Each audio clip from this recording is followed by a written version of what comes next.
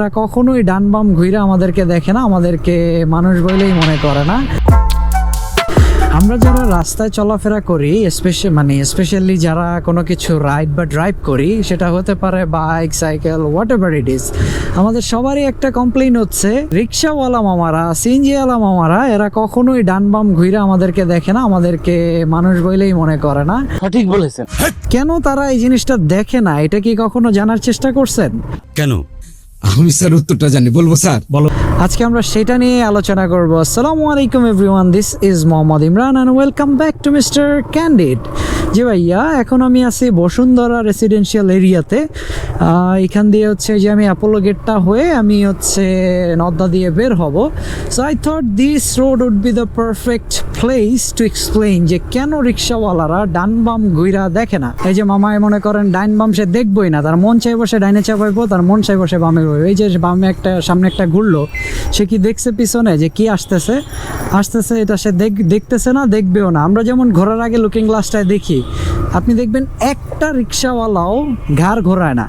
কেন ঘোরায় না? এটার খুব সুন্দর একটা কারণ আছে। তো এই কারণটা জানলে আপনারা আর তাদের প্রতি রাগ করবেন না। বিষয়টা একটু ব্যাখ্যা করবেন? আমি আপনাকে প্রথম থেকে বলি। এরপরে যে প্রশ্নটি আমি দেখতে পাচ্ছি সেটি করেছেন হলো নাসরিন জামান। আপনি লিখেছেন, হাজব্যান্ড জান্নাতে যেন হুর না পায়, এর জন্য করণীয় কি? দেখলেন তো ভিডিওটা? আসলে এই ভিডিওর সাথে রিক্সাওয়ালা মামা, সিএনজিওয়ালা মামাদের পিছনে না ঘুরে দেখার সাথে সম্পর্কটা কি, তাই তো ভাবতেছেন, তাই না?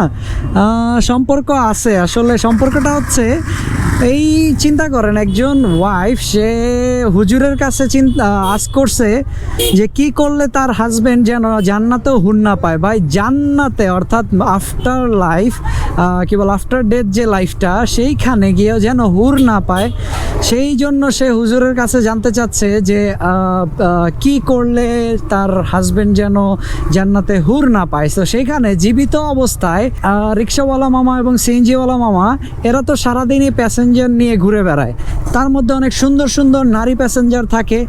এখন সে যেন ঘুরে ঘুরে বারবার সেই নারী প্যাসেঞ্জারকে দেখতে না পারে, ওয়াইফরা তাদের জন্য জাদু মন্ত্র দিয়ে ঘেটিটা লক কইরা দেয়, যাতে কইরা তারা পিছনে না তাকাইতে পারে এবং সেই সুন্দর সুন্দর নারী প্যাসেঞ্জারদেরকে দেখতে না পারে।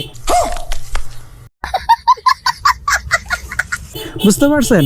সো এটার পেছনে আসলে তাদের কোনো দোষ নাই, তারা একদমই নির্দোষ। কারণ ভাই, আপনি মহিলা যাওয়ার পরে যেন হুর না পায়, আর আপনি হুর আফটার ডেথ যে লাইফটা, সেখানে তো আপনার এই ধরনের কোনো সেন্স থাকবে না, তাই না? তো সেইখানে যেখানে আপনার এই ধরনের কোনো সেন্স থাকবে না, সেন্সুয়ালিটি থাকবে না, সেইখানের জন্য দোয়া চায় যে তার কাছে যেন তার হাজব্যান্ড যেন কোনো হুর না পায়, বা কোনো হুর যেন তার হাজব্যান্ডের কাছে না আসে। সেখানে জীবিত অবস্থায়, যেখানে আমরা কি বলে, একটা বিভ্রান্ত সমাজে বা বিভ্রান্ত সময়ে বসবাস করি, সেই মুহূর্তে এসে যখন মামারা বিভিন্ন নারী প্যাসেঞ্জার নিয়ে ঘুরে বেড়ায়, তারা যেন সেই নারী প্যাসেঞ্জারের প্রতি আকৃষ্ট না হয় বা দেখতে না পারে। এই জন্য আসলে ওই মামিরা, অর্থাৎ সিএনজিওয়ালা রিক্সাওয়ালা মামাদের ওয়াইফরা, তারা ইনভিজিবল তালা মেরা দেয় তাদের ঘাড়ে, যেন তারা দেখতে না পারে।